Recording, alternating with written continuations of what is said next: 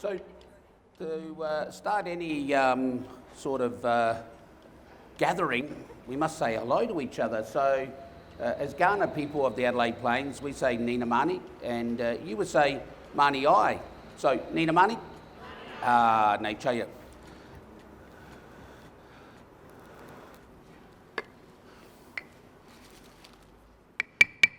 Tuela Mani Budnik. Tuela Wakanapatnik. So, nai gana bieko mankalangla manawachanga gana mina. Minyana na mani puriji, nai nari kamatbi maricha.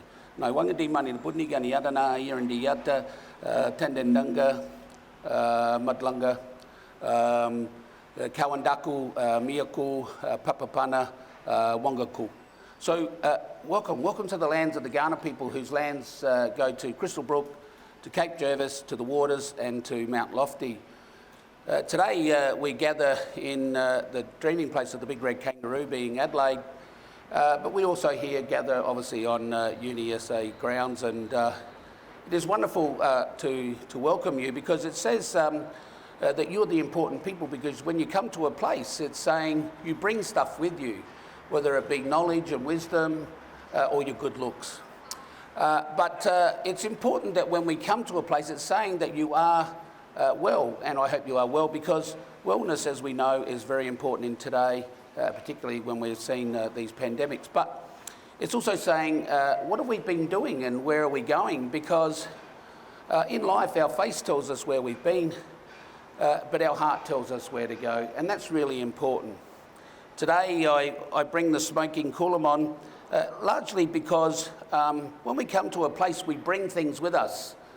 Whether that be good spirits or not so good spirits. And so the smoking is about giving new beginnings, removing the old. It's about putting the scent of the land upon you so that the land itself is able to connect with you and therefore look after you. And in a moment, I'm going to ask those who are willing to come up, not only so that I can blow the smoke upon you, but also to take a leaf. Because when you take a leaf,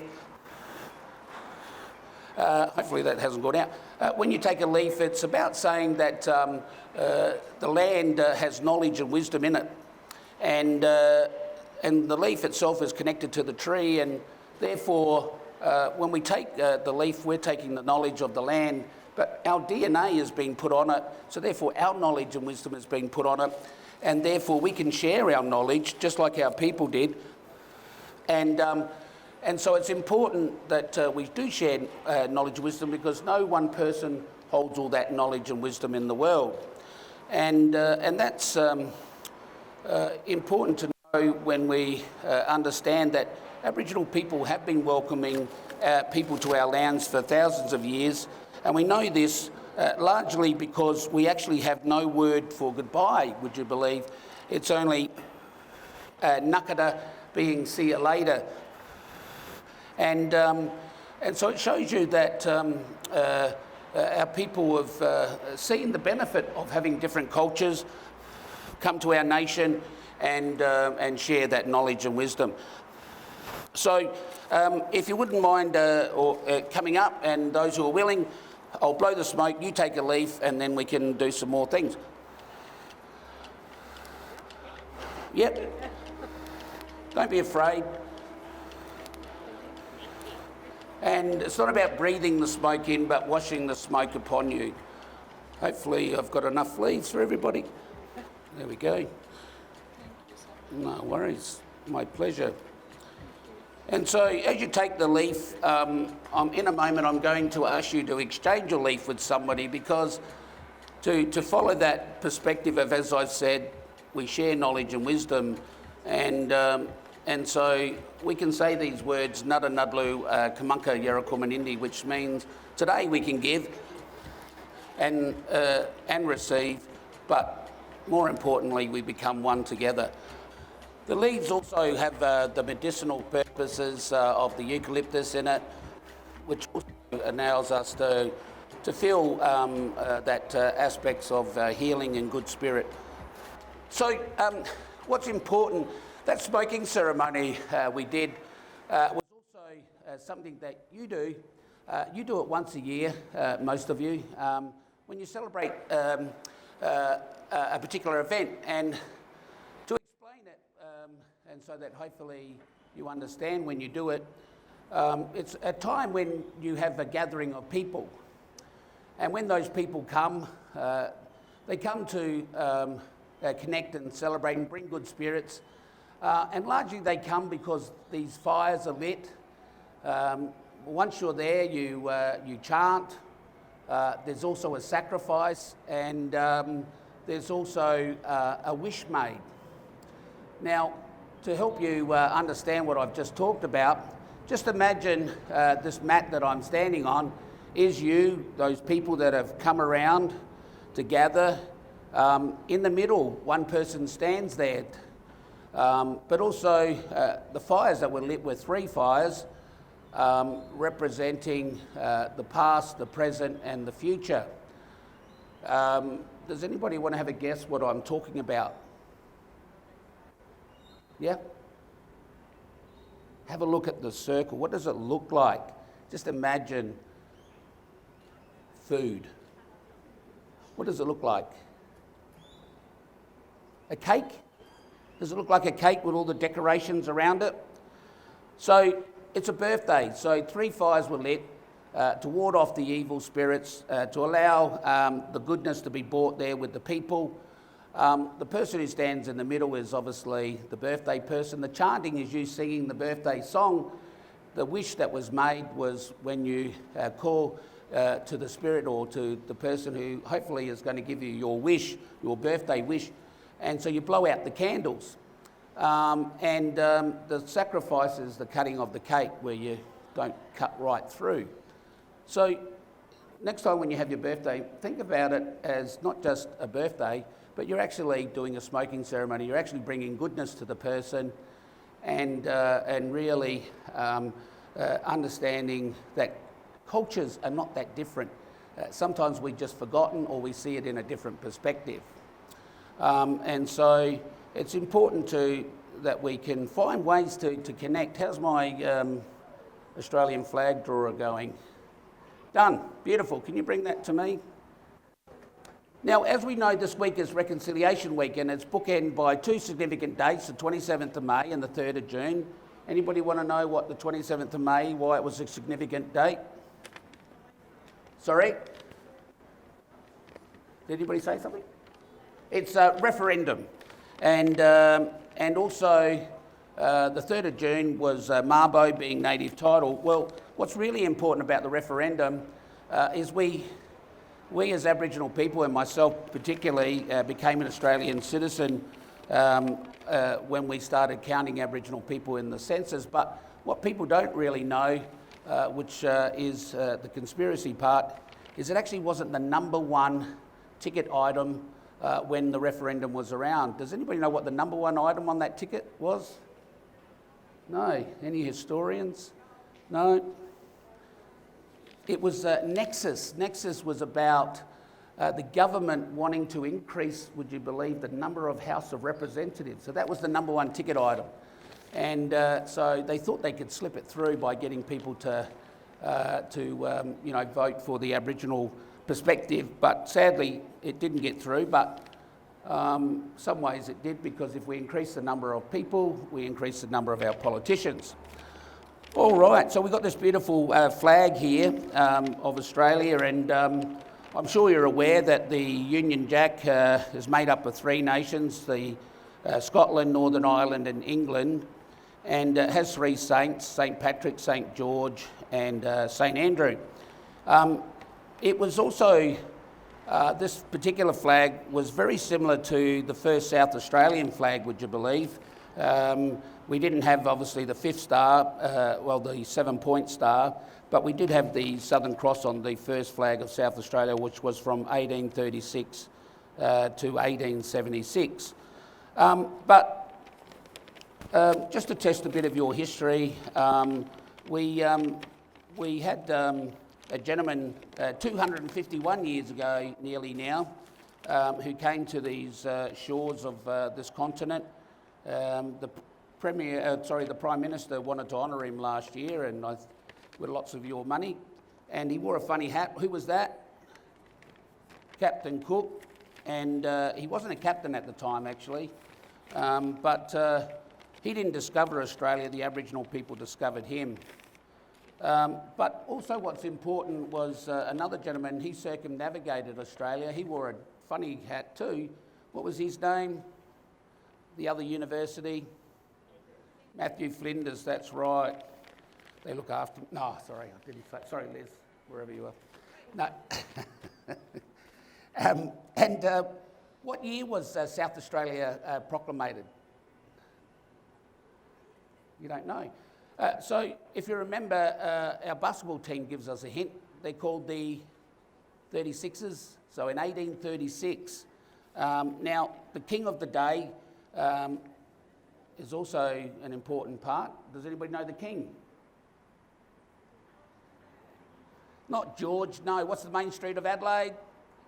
King William. Isn't that easy, isn't it? It's in the landmarks, but we tend to ignore them.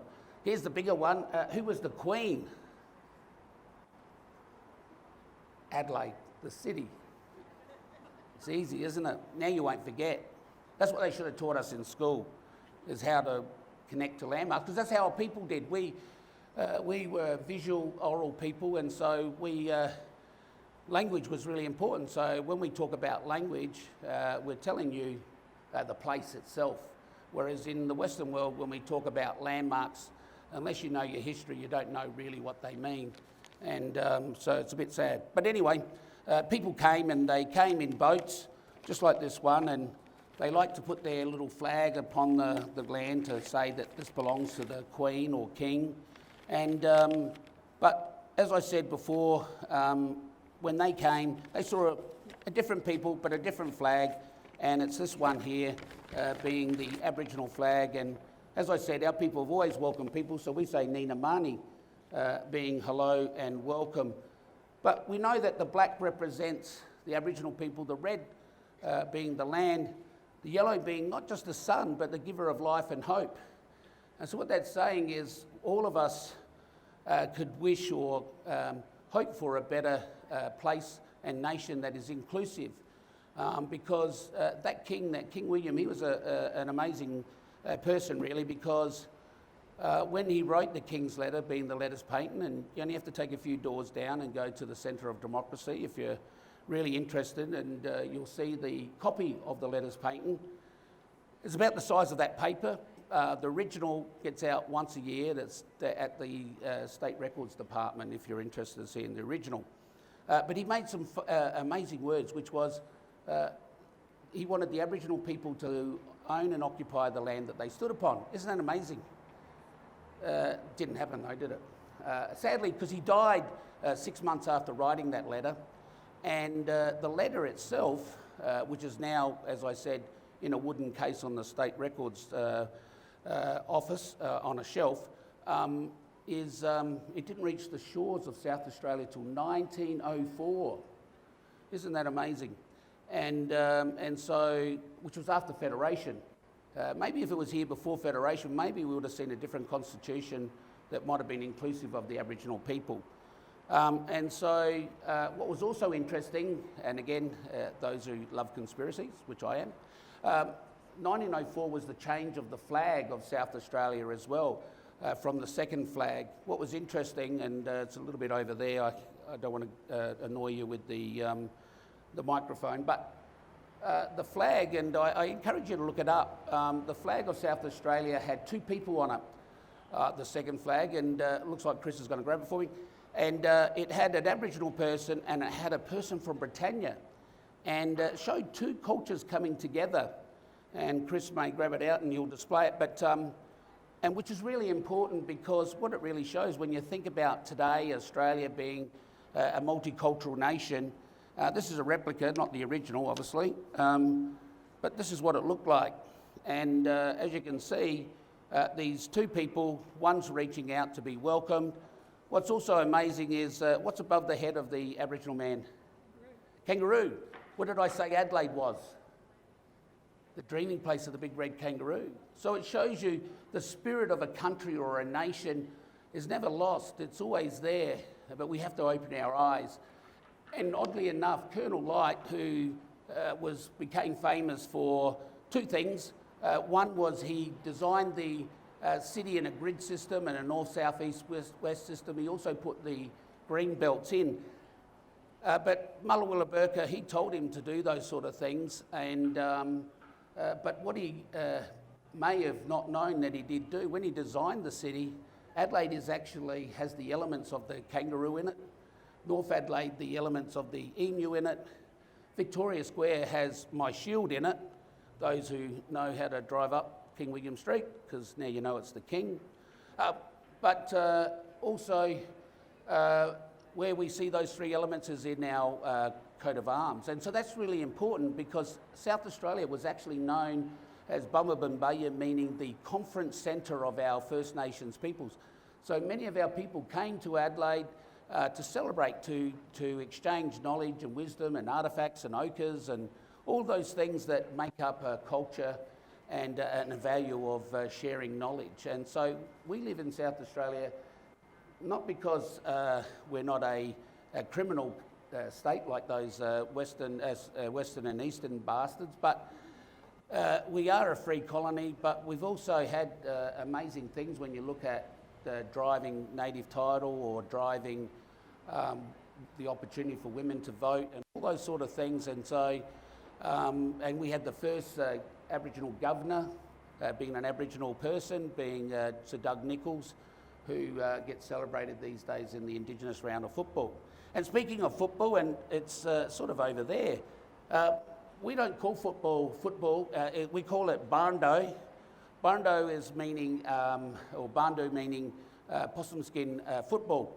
In Victoria they call it mungrook.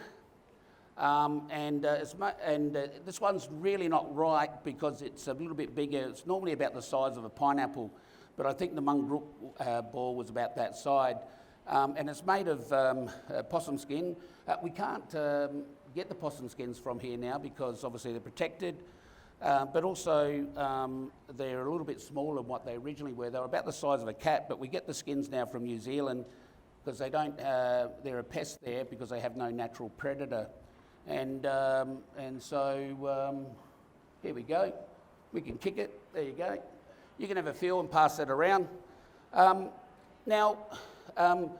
So sports was really important because why? Because it doesn't just give you the opportunity to have fun and all those things. It taught you skills, and Aboriginal people who are living off the land needed to have good skills, you know, physical abilities. But another game that that's been a part of our culture for a long period of time was recorded in history, but it doesn't look like the game that you would imagine it to be. And I'm wearing it today, and this is it here. It's called the Gardy Whopper. It was a game, and no, it's not darts. No, it's not badminton. It is a ball game, but we didn't play it with a ball. We played it with emu feathers on a stick. Does anybody want to have a guess what game that would be? No? I'll give you a hint. If that lady there stands up, yep. Put your catching hands on. You ready? Here we go. Maybe she shouldn't be playing. Throw it back with the feathers. No. The feathers, no. The feathers, underarm. That's it. Yep. All right. So what is that game? It's a national, international game. Sorry? Cricket? No. No bat. Rugby. That was rugby. So the Gardy Whopper was thrown. If you had the Gardy Whopper, you would be sieged upon by 50 people. They played it with 100 people, 50 each side, and you would be sieged upon by 50 people. So the idea was you threw it to somebody else, obviously, to avoid being tackled with the Gardy Whopper, and eventually it would stop because the Gardy Whopper couldn't be thrown anymore. So just imagine 100 people playing it naked, painted up, was certainly a magnificent sight. And it was recorded by those who know Cawthorne, he recorded it, the game itself, but also painted an image of it. And so I encourage you to look these things up. Gardi Whopper, meaning emu feathers. So history tells us lots of wonderful things, and I think it's important when we understand the First Nations peoples, we can understand not only how their culture is, but how we can connect with it. And the spirit of land is not something that you think is just not only within ourselves and sometimes is maybe a little bit mystic. Those who travel to Morialta, being the ever-flowing water place, when you're hiking there, I'll give you a riddle. The riddle is about the giant of the hills there, being Nunu. Nunu was the giant. He looks over Adelaide. He named the places of Adelaide. Uradla, or as we would say, Uridla, is the ears of the giant. Piccadilly is the eyebrows of the giant. But at Morialta, you actually can find the giant. But the riddle is, he only comes to those who are ready to see him. And when you understand the riddle, you'll actually understand when you find him why it says that particular riddle. I can tell you that he's there, but I can't tell you where he exactly is, because otherwise you wouldn't understand the value of finding it for yourself. And to give you a bit of a hint, those know what Mount Rushmore is? Yeah, it's the president's heads. It's carved by man. It's an amazing feat how they did it, but anyway, so just imagine that, the president's head's carved in the mountain.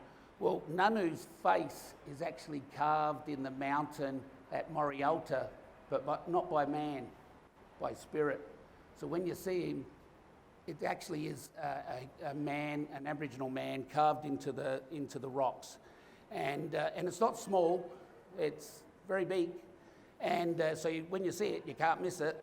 So when you're next time in Morialta, look out for Nanu, because he was an important person across this landscape, and it really shows you what spirit means. Because when we pass, we don't believe we go to a heaven. We believe we return back to the land to become a part of the land, or the skies, or the waters, or the plants, or the animals. And that's important, because when you have a system like that, it means that we look after it. We don't actually then destroy it, because it means we want it to be here when we return. So that's really important. But I'm going to tell you a story that will hopefully, because we're obviously at a university here, and education and knowledge and wisdom is all important, and hopefully you would all want to be great leaders. And in this particular story, the great elders were fearful of the young people having the knowledge and the wisdom. And so they didn't want to pass it on to them. And so as they sat there, they spoke about hiding the knowledge and wisdom. And so one elder said, well, let's put it at the highest mountains. Another elder said, put it at the deepest caves. Another elder said, let's put it in the deepest oceans. But this one particular elder said, well, they'll find it if you put them in those places, because people like to swim in the ocean, they love to climb, and they love to explore places. And so this elder said, let's put it in the last place they'll ever look. And where was that? It was in their hearts. So each one of you has knowledge and wisdom. You need to look in your hearts to understand the value and the importance of it. And when you do that, that knowledge that you've collected through coming to universities or life experiences or listening to your cultures or families will enable you to use it for good, and to really, in a sense, leave the legacies that we're all meant to leave for our next generations. So I hope that story has some meaning to you as you take your journey, because when we say you do a welcome, it isn't just about saying hello. It isn't just about calling upon the spirit people of our ancestors to bless you. It's also saying, what is country? And what is country? Well, it's not just the land we stand on, it's the culture, it's actually the kinship that we make, it's the connections we make, it's understanding the people of the place. And we can do that because we may be born in this place, we may be living in this place, or we may be working or going to school in this place. And that's what's really important. That's what really makes us all connectable. And that's why, you know, handing out those leads is showing that connection to us. I probably didn't tell you, my Aboriginal name is Kamatbi, meaning I am the impatient one, would you believe? It's hard to believe, I know, but I was given that name because you probably noticed I fidget a bit, and so I didn't like sitting still, so that's why I got that name. But I'm also the sixth-born male of 7 children. My father is Yula Burker, the old man of the sea, Uncle Lewis O'Brien, who has been a great part of the University of South Australia, and he's the one that has helped bring our language back and to spread culture in the modern era, I suppose. And so I'm thankful that I have that opportunity to share with you, and particularly not just on this day, but any other day as well. And so I leave you these wonderful words, my unjiga, nachi yakandaya, padnia do wadu, which is saying we are all brothers and sisters, and when we do come together, we should do it together in harmony and realise that cultures bring us together. Never say goodbye, always say see you later, because we had no word for goodbye. And so, nakara, nechaya, thank you for listening. I hope you have certainly enjoyed some of the things that I've said today, had a bit of fun, and also hopefully take that next step to explore culture yourself and connect with the First Nations people. So thank you for coming.